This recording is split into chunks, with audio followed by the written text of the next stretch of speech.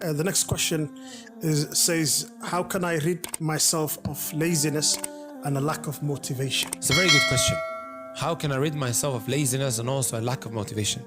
I want you all, inshallah ta'ala, my brothers and my sisters, if you feel like that, to take a pen and paper and to write down what some of your objectives are. What are some of the things that you are trying to accomplish? If you're someone bila hadaf, without an objective or without a goal that you're trying to accomplish, you just wake up every day, sitting around, wasting your time, looking to just pass time, if that makes sense. Have goals and have ambitions. If you don't, you will be like I just mentioned. Write it down.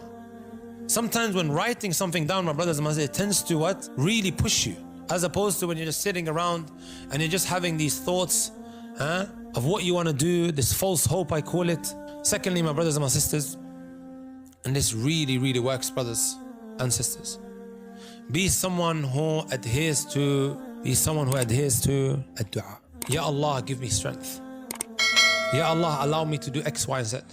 We are nothing without doing isti'ana billahi azza wa jal. Even Shaykh al-Islam ibn Taymiyyah rahmatullahi alayhi has a statement. I hope inshallah I can mention it from the top of my head. He says, "Man ista'ana billahi azza wa jal wa lazama al-istighfara wajtahad." Then he goes on to say, "Fala budda an yu'tiya Allah azza wa jalla ma lam yakhtur bibal." Something along the lines of that. Whoever now seeks the aid of Allah and he works hard and he sticks to saying astaghfirullah, astaghfirullah, astaghfirullah, Allah subhanahu wa ta'ala must give him that which the mind can't imagine. How many are we on? 2 or 3?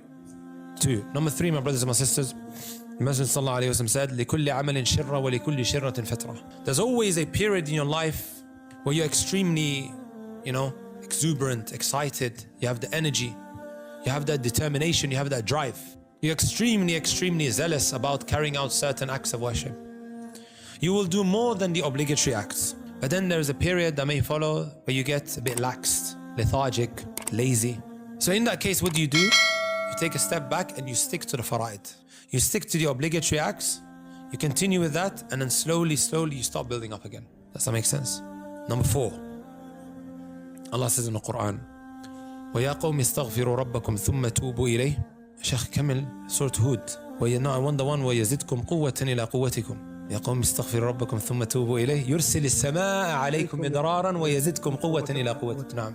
Allah Azza wa Jalla says, وَيَا قَوْمِ اسْتَغْفِرُوا رَبَّكُمْ. Quoting Hud alayhi salatu wasalam, right? When you are someone who does istighfar, astaghfirullah, astaghfirullah, astaghfirullah, and also repenting to Allah Azza wa Jalla, Allah will send down, يُرْسِلِ السَّمَاءَ عَلَيْكُمْ مِدْرَارًا. He will send down the rain in abundance for you.